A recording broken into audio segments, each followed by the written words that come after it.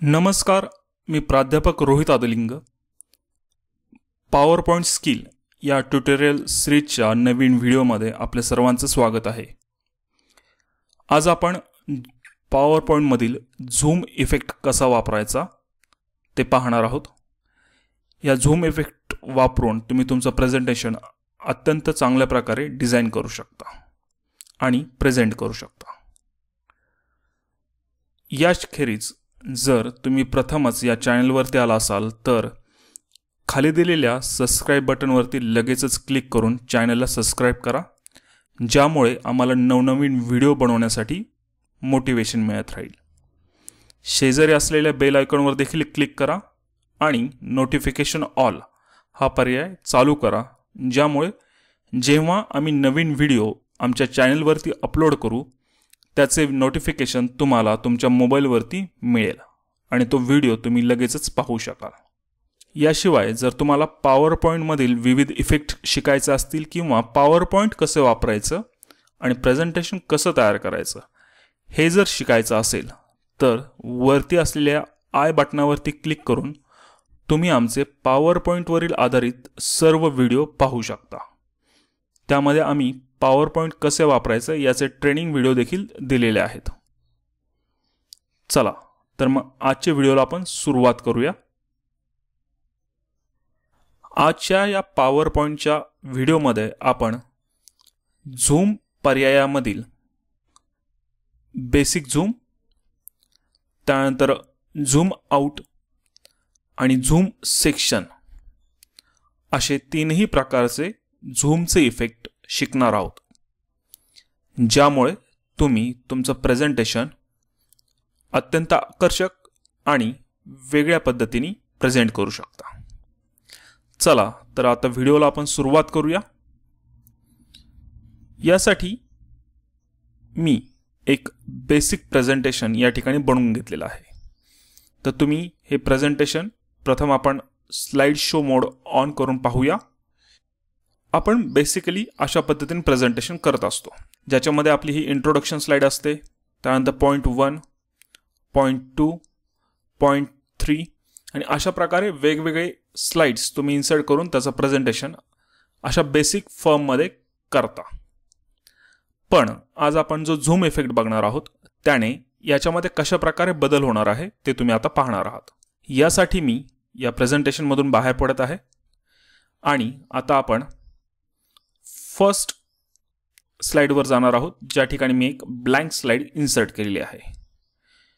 ज्या ठिकाणी blank slide insert केलेली आहे त्याच्यावरती आपण क्लिक करून आपण इन्सर्टमध्ये जाणार आहोत आणि इन्सर्टमध्ये लिंक या पर्यायाअंतर्गत आपल्याला हा झूम पर्याय या ठिकाणी पाहायला मिळेल. याच्यावरती तुम्हाला क्लिक करायचं आहे. प्रथम आपण यातला स्लाइड झूम हा पर्याय पाहणार आहोत. स्लाइड झूमवरती मी क्लिक करतो आहे आणि या ठिकाणी माझ्या प्रेझेंटेशनमधील सर्व स्लाइड मला पाहायला मिळतात. तर मी स्लाइड 2, स्लाइड 3, स्लाइड 4 आणि स्लाइड 5 ह्या ज्या माझ्या मुख्य प्रेझेंटेशनमधल्या स्लाइड आहेत त्या मी या ठिकाणी सिलेक्ट केलेल्या आहेत आणि नंतर इन्सर्ट याच्यावरती क्लिक केलेलं आहे.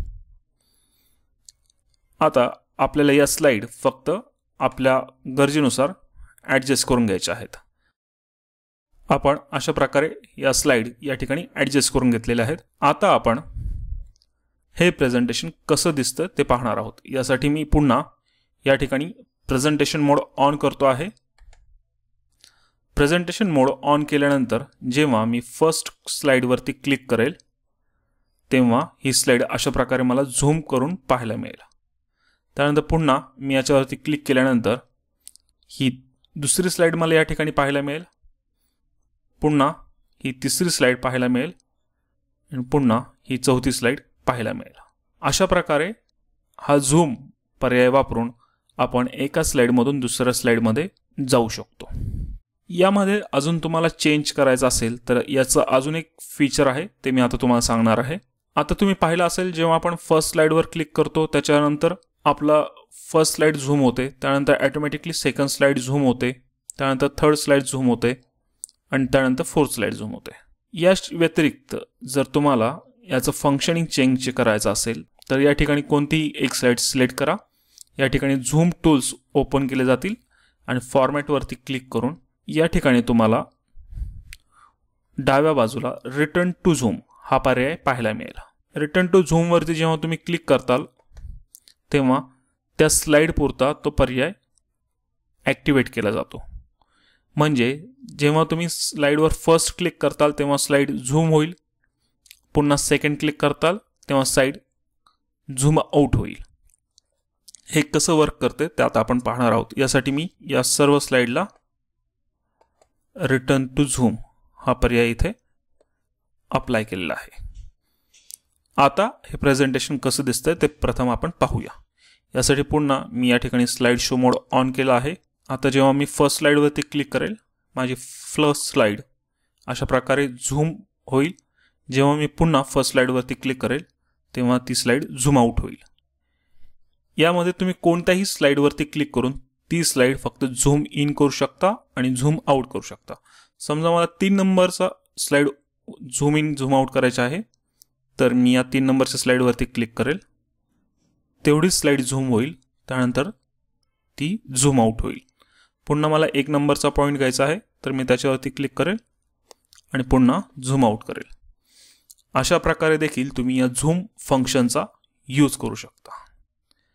यानंतर आपण हेच प्रेझेंटेशन अजून अट्रॅक्टिव्ह कसं बनवता येईल ते पाहणार आहोत. आपण एस्केप मोडवर जाऊन प्रेझेंटेशनमधून बाहेर पडलो आहोत. हे प्रेझेंटेशन अजून अट्रॅक्टिव्ह करण्यासाठी तुम्ही याला बॅकग्राऊंड देखील ॲड करू शकता. तर आपण आता याला बॅकग्राऊंड ॲड करून हे प्रेझेंटेशन कसं वर्क होते ते पाहूया. या ठिकाणी मी ही बॅकग्राऊंड तयार करून घेतलेली आहे. या बॅकग्राऊंडला आपण आता हे सर्व सेक्शन पुन्हा ॲड करून पाहूया. यासाठी मी पुन्हा इन्सर्टमध्ये जातो आहे, झूमवरती क्लिक करून स्लाइड झूमवरती क्लिक करतो आहे आणि या ठिकाणावर या सर्व स्लाइड इन्सर्ट केल्या आहेत. अशा प्रकारे या डिझाईनमध्ये आपल्या ह्या स्लाइड इन्सर्ट केल्यानंतर आता हे प्रेझेंटेशन कसं वर्क होतं ते पाहूया. प्रथम हे बेसिक झूम असेल. हे फर्स्ट इंट्रोडक्शन झालं, त्यानंतर second point, point 2 and point 3. अशा प्रकारे हे वर्क होईल.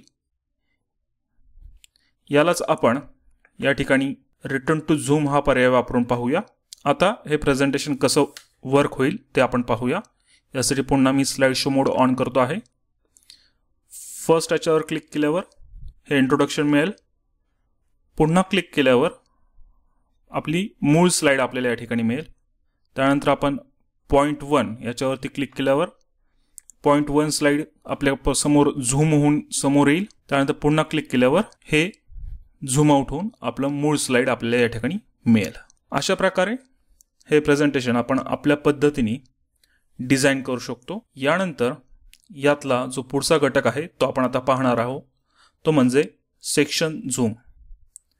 खूप वेळा काय होतं की जेव्हा माझं फर्स्ट इंट्रोडक्शनची स्लाइड असते त्यानंतर अजून मला काही पॉईंट त्याच्यामध्ये ॲड करायचे असतात, त्यामुळे मी या ठिकाणी अजून एक स्लाइड ॲड करतो.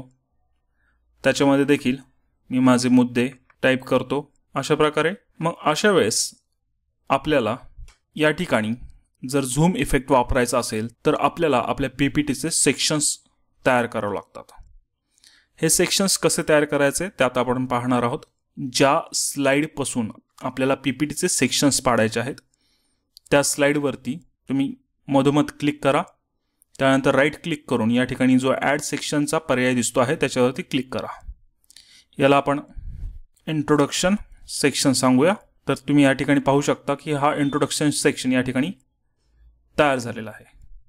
यानंतर जो फर्स्ट पॉईंटचा सेक्शन आहे याच्यावरती क्लिक करून पुन्हा आपल्याला ॲड सेक्शन आणि पॉईंट फर्स्ट, त्याचबरोबर यातला आपण एक न्यू स्लाइड या ठिकाणी इन्सर्ट करून घेऊया. त्यानंतर पॉईंट 2 नंतर आपण एक सेक्शन ॲड करूया प्रथम. अशा प्रकारे आपले हे सेक्शन या ठिकाणी ॲड झालेले आहेत.